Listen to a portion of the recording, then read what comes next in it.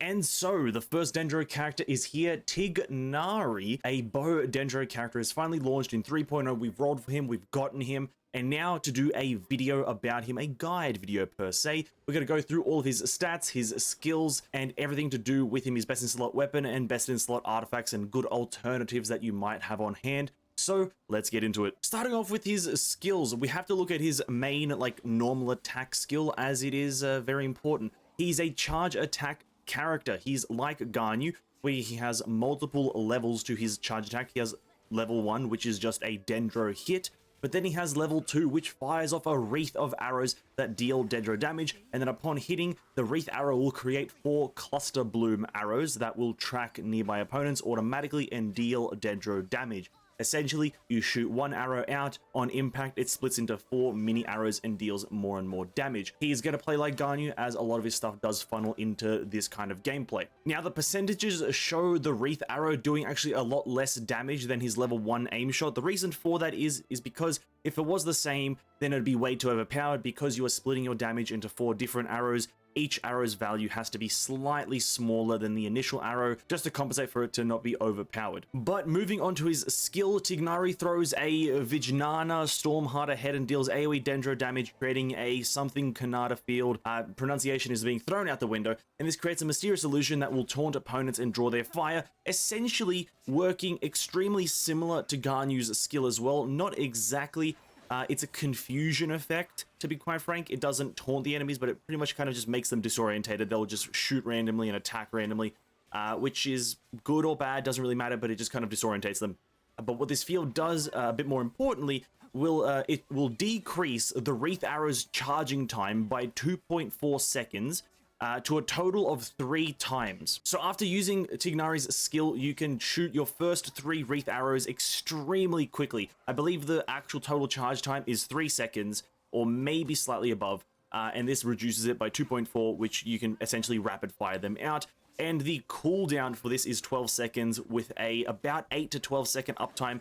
The uptime on the field is 8 seconds, but the uptime of the buff on yourself for the wreath arrow shooting is 12 seconds. So technically 100% uptime on the buff, but not the field. Moving on to his burst, it's essentially just Dendro damage on a single target. Tighnari will combine some seeds and fire out 6 Tangle Vine shafts that track down opponents and deal Dendro damage. After they hit, the Tangle Vine shafts will create a secondary wave of Tangle Vine shafts that also track opponents and deal Dendro damage on hit. Essentially, you shoot out 6 arrows, and then those 6 arrows kind of just do a bounce again, and there's another hit of 6 arrows, which is a lot of Dendro damage. And if you've gathered from this whole kind of spiel about his skills, he's a very single target focused character. He has very minimal AoE in his own kit, only coming from his skill. Everything else is single target, obviously not including reactions. Reactions make him a bit more AoE. But going back to his burst, a cooldown of 12 seconds and an energy cost of 40. And if you really think about it, he's going to be a switch in, switch out kind of character. If you want the most value out of him, you can possibly use him as a main DPS if you're just kind of very, well, if you desire, if you really, really want to do it, you can use him as a constant active DPS, but it probably is recommended to use him as a switch in, switch out character with a few other characters, maybe like a Raiden Shogun Bennett, and then go into his opener, but so on and so forth. We'll get into that near the end. A quick look at his passives though. After Tighnari fires a wreath arrow, his elemental mastery is increased by 50 for 4 seconds. He is an elemental mastery based character because his bow, signature bow, works off of elemental mastery. I'll talk about the bow a bit more near to the end. And then his second passive is for every point of elemental mastery Tighnari possesses, his charged attack and Fashionier's Tangle Vine shaft damage increased by 0.06%. The maximum damage bonus obtainable this way is 60%. You do in fact need 1000 elemental mastery to get the full effect of this passive, which isn't unachievable, but it is definitely difficult to achieve. And that's the thing that also makes him an elemental mastery scaling character. A few more things as well, one of his constellations as well as his bow, but that is the one that everyone will have. Speaking of constellations though, let's move on to them. His first one, Beginnings Determined at the Roots. Tighnari's charge attack, a crit rate, is increased by 15%, essentially removing the requirement for crit rate for about 50% of his damage output, 50% being his charge attack, the other 50% being his burst. You essentially don't need as much crit rate if you go for purely charge attacks, which is really good, to be quite frank. One of the highest constellation values I think you can get at C1. Moving on to C2 though, Origins known from the stem. When there are opponents within his elemental skill field created by his elemental skill, Tighnari gains 20% Dendro damage bonus. Another massive value one, 20% is a lot of percent. The effect will last up to 6 seconds if the field's duration ends, or if no longer has opponents within it. So essentially you get 6 extra bonus seconds after his skill ends, so you can perpetually have this constellation in action. Moving on to C4 though, Withering glimpsed in the leaves. When Fashionier's Tangevine Shaft, his elemental burst, is unleashed, all nearby party members gain 60 elemental mastery for 8 seconds. If his elemental burst triggers a burning, bloom, quicken, or spread reaction, their elemental mastery will be further increased by 60.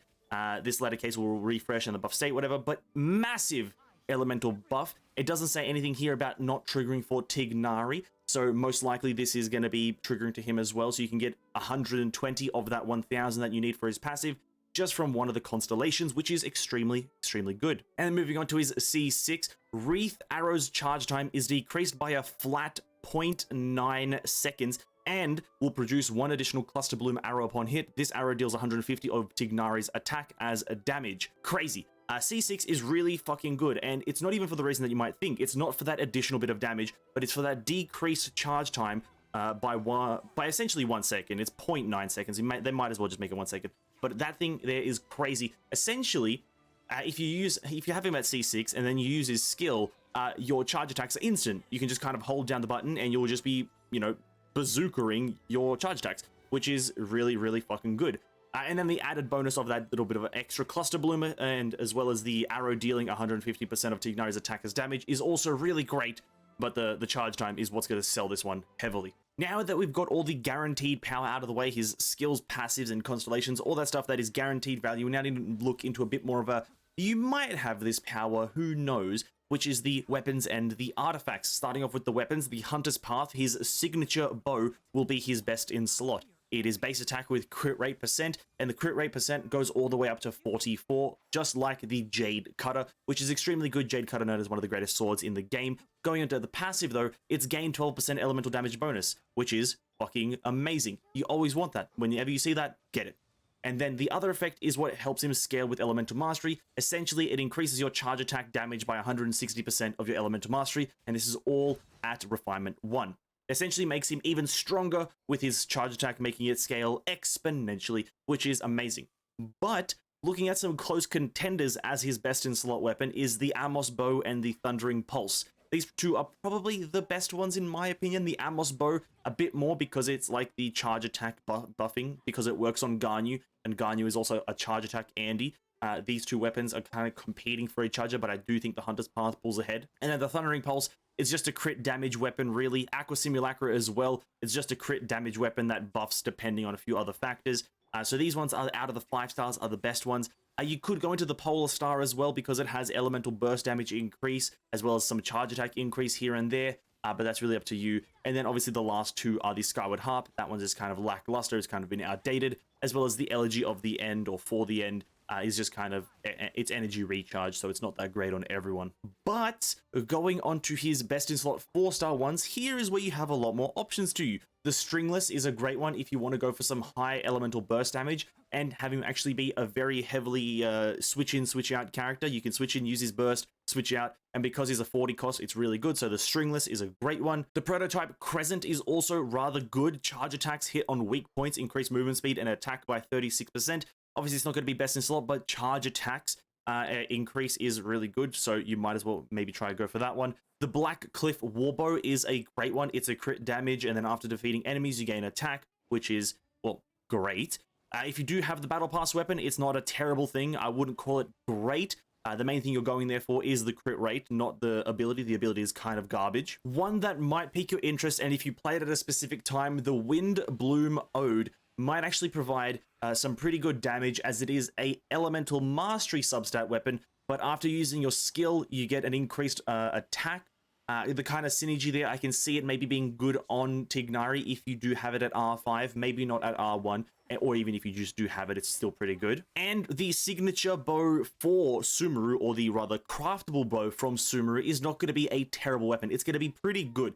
It does an overall amount of buffing of attack percent, as well as the skill gives you a lot more elemental mastery for the weapon. So you can go for the craftable Sumeru weapon as well. These are all very good options. Okay, now this is where Post-Ven has to come in and correct myself because the audio that I pre-recorded is incorrect from now on.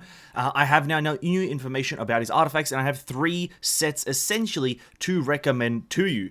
First one is the obvious one, which is the Dendro damage bonus artifact set. 2 set is 15% Dendro damage bonus, and then the 4 set is a Dendro shred by about 30%, I believe, when you do a Dendro reaction. That one is going to be the obvious great one. But in an optimized team, you would have Tighnari actually run the 2 set Dendro with a 2 set elemental mastery, whilst having Cole in your team run the 4 set Dendro, so she can do the shredding and Tighnari can just have the increased damage. Those are 2 of the 3 that I would recommend. The 4th one is just running 4 set Wanderer's Trope or just 2 sets of elemental mastery. You can do that now with one of the new artifacts. But the one that I would recommend heavily is either 4 set of the Dendro artifact or 2 set Dendro, 2 set EM. That will provide probably the most value. Now going on to team composition with Tighnari and a bit of a playstyle thing. I think one character that you're always going to want to pair with Tighnari, at least for now until others are added, is Cole. The 2-piece Dendro resonance is extremely good. It just buffs elemental mastery, and as we have just established, Tighnari is a elemental mastery scaling character, so you're going to want to always kind of pair him with Cole.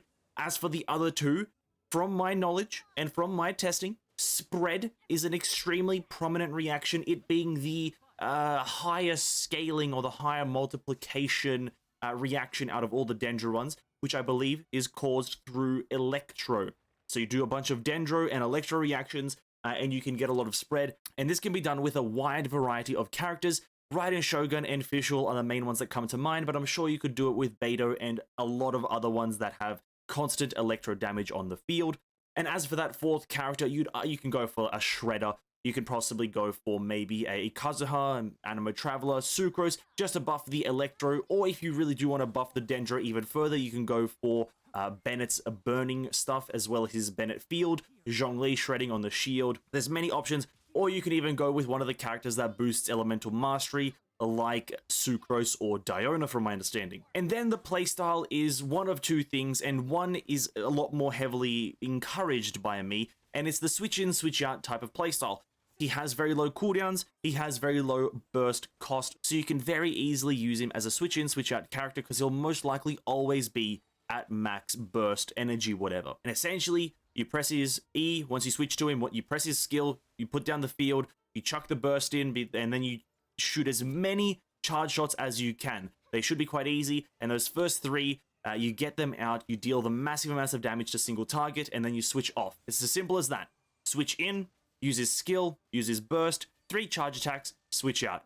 A very simple procedure, and then you do your other stuff with your other characters, and then once Tighnari is ready for the burst and massive damage again, you switch to him, rinse and repeat, same thing, and should be massive single target damage. And that's been Tighnari's guide video. Hopefully this did help, and if I did miss anything at all, I don't believe I did, but if I did, tell me down in the comments. I'll make a pinned comment as well and help out others if I didn't miss that one thing, but hopefully I didn't. And if this video did help you at all in any way understanding the character and how to play him, hit that like button and also subscribe to the channel because it's a massive help. That's been all for Tighnari's guide video. Thanks for watching, have a great day, and I'll see you in the next one.